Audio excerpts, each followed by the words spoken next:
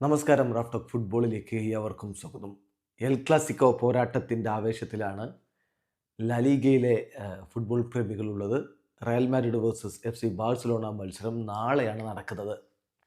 നാളെ രാത്രി ഇന്ത്യൻ സമയം 7:45 ബാഴ്സലോണയിൽ വെച്ച് നടക്കുന്ന മത്സരം ഇത്തവണത്തെ ലാലിഗ കിരീടത്തിലെ വലിയ പ്രധാനപ്പെട്ട പങ്ക് വഹിക്കുന്ന ഒന്നാണ്.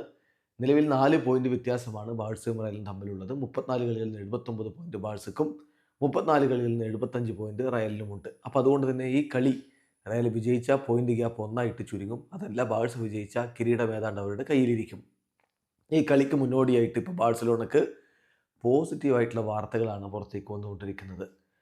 അത് വ്യത്യസ്ത താരങ്ങളുടെ കാര്യത്തിൽ അങ്ങനെയുണ്ടോ എന്ന് അലയാൻഡ്രോ ബാൾഡയുടെ കാര്യത്തിൽ അദ്ദേഹം പുറത്താണ് കഴിഞ്ഞ കുറച്ച് മത്സരങ്ങളായിട്ട്. അദ്ദേഹത്തിൻ്റെ അസാന്നിധ്യം ബാഴ്സയ്ക്ക് വലിയ തിരിച്ചടിയുമായിരുന്നു. ഇതാ അദ്ദേഹം തിരികെ എത്തുന്നു. അദ്ദേഹം ടീമിനോടൊപ്പം ട്രെയിനിങ് നടത്തിയിട്ടുണ്ട്. റയൽ മാഡ്രിഡിനെതിരെയുള്ള മത്സരത്തിൽ അദ്ദേഹം കളിക്കും എന്നാണ് ഇപ്പോൾ മുണ്ടോ ഡിപ്പോർട്ടിവോയും സ്പോർട്ടുമൊക്കെ റിപ്പോർട്ട് ചെയ്യുന്നത്. സ്പോർട്ടിൻ്റെ റിപ്പോർട്ട് അനുസരിച്ച് Alejandro Balde will receive the medical green light. അദ്ദേഹത്തിന് മെഡിക്കൽ ഗ്രീൻ ലൈറ്റ് ലഭിക്കും. റയൽ മാഡ്രിഡിനെതിരെയുള്ള മത്സരത്തിന് അദ്ദേഹം അവൈലബിൾ ആയിരിക്കും. പക്ഷേ സ്റ്റാർട്ട് ചെയ്യുമെന്ന് പ്രതീക്ഷിക്കുന്നില്ല എന്നാണ് സ്പോർട്ടിൻ്റെ റിപ്പോർട്ട്. പക്ഷേ അവൈലബിൾ ആവും.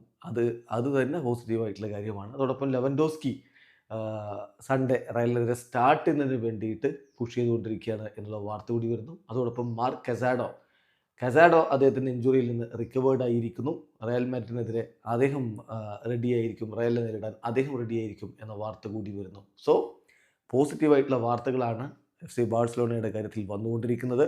റയലിനെ പരാജയപ്പെടുത്തിക്കൊണ്ട് അവർ ആ കിരീടത്തിലേക്ക് പോകുമെന്ന പ്രതീക്ഷയിൽ ആരാധകർ കാത്തിരിക്കുന്നു. വീഡിയോ അവസാനിക്കുന്നു. ഫുട്ബോൾ ലോകത്ത് കൂടുതൽ വിശേഷങ്ങളുമായി റാഫ് ടോക്സ് വീണ്ടും എത്താം.